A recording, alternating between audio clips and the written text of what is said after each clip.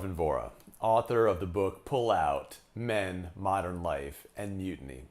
And I want to talk today about what it means to be a pro-life anarchist. The question, of course, that comes to mind is, how could an anarchist possibly be pro-life? Anarchists don't believe in government. They don't believe in government force. And so what is the mechanism by which you could be pro-life? So what it means to me to be pro-life doesn't involve using government force at all, because I don't believe in using government force.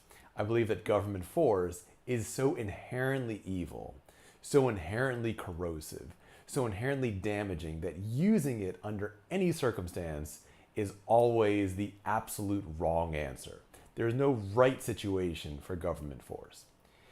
Now that might seem strange, because if you're not ready to use government force, well, how would you stop somebody from having an abortion?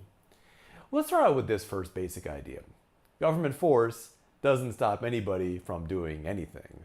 All it does is gets people to do things underground. Government's force didn't stop people from smoking marijuana, it just made them do marijuana in a different way.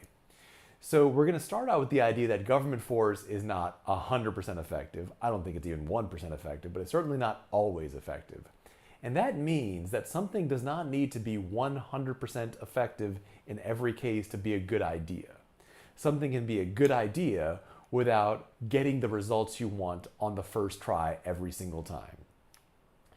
So let's consider what are the other options then besides government force. To me, pro-life anarchism means asking, it means advocating, it means advising. It means if somebody asks you your opinion, you provide it. It means if somebody doesn't ask your opinion, you can provide it anyway. If somebody looks up to you, you can give them guidance on what you believe is morally right and morally wrong, as well as your explanations behind it. Again, government force doesn't need to be involved.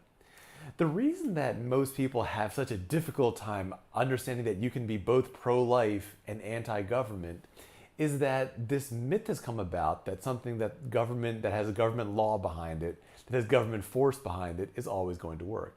We know that's not true. If the government could simply legislate something into action, there would be no drug use at all. There would be no crime at all, and everybody in the country would be amazing at math. None of that's happened. Government force is simply a tool to get something you're in favor of. Pro-life means you're in favor of life. It doesn't mean you're pro-government. You're not pro-government force. It means you just think that this is the right way to do it. So what does that mean that a pro-life anarchist advocates? It just simply means we advocate getting rid of government. That's it. And then we also advocate not having abortions. You can advocate for two things. Now the question is, would I be willing to use violence, state violence, to force my views on somebody else? No, absolutely not. Would I be willing to use state coercion of any kind? The answer is no, of course not. State coercion is worse than any other action that can exist in the world, up to and including murder. Now, like many people who are pro-life, of course I think abortion is murder. I don't know what the difference is supposed to be before a fetus 5 seconds before it's born and an infant 5 seconds after it's born, but whatever it is, I consider it to be completely insignificant.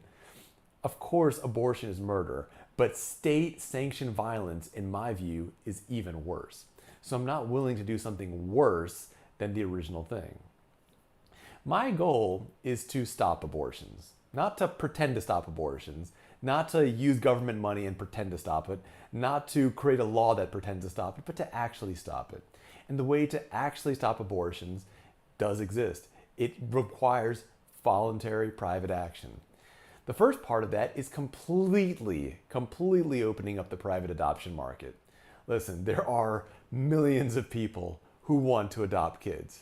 There are millions of unwanted kids. That is economically perfect. So why isn't there just this perfect exchange happening? The government's gotten involved in getting in the way. So I absolutely want there to be no restrictions and limitations on private adoptions. If a mother chooses to let any couple or group of people or a single person adopt her child, she has that right. It's not up to the state to decide that, if two people, if people are gay, they can't adopt, or if somebody's single, they can't adopt. That's not the state's business. The only person that has any say in that whatsoever should be the biological parents of the child. If they want to privately have somebody adopt that the state doesn't approve of because they're gay or they're single or whatever, that is up to them. It's not up to anybody else. No one else is involved in this. So first, completely deregulating the adoption market, getting all government out of it immediately. Right there, you remove a lot of the incentive for abortion. In fact, you create an incentive to have the child, because now having a child is something that can actually be financially beneficial to somebody who might be in a financially difficult situation. If somebody's willing to pay $15,000, for example, for a private adoption, the parents who get that $15,000 are going to be more likely to not have an abortion than parents who are going to get absolutely nothing. So that's going to be one part of it. The other part of it is to get the government entirely out of regulating the media and the FCC, and let us communicate whatever ideas we want, however we want to. Whether we're communicating ideas on Twitter or TV or radio or whatever, every idea has the right to be heard. That doesn't mean you have to agree with every idea. You don't even have to listen to any idea. You just don't have the right to shut down an idea just because you disagree with it. So the next step, abolish the FCC. Abolish the FCC completely, get rid of all censorship laws. And the final step is to end any restrictions on overseas adoptions. Abortion is murder in the United States, but abortion is also murder in any other country. By opening up private adoptions internationally, getting rid of all the insane red tape around it, we can save lives, not just domestically, but also internationally. Whether a life is in Russia or in Germany or Italy or China or Japan, India or Brazil, it's an equivalent human life. It doesn't really matter what country it's in. So getting rid of all international restrictions on adoptions will also, again, reduce the number of worldwide abortions. In fact, if you consider the fact that a lot of people trying to adopt are in high-income first-world countries, and you can consider the exchange rates, the number of lives that would be saved by this it's a huge number of lives, a staggering number of lives.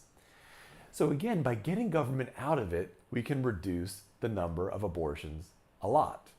Now, are we going to bring it to zero? I strongly doubt it, but government force is definitely not going to bring it to zero.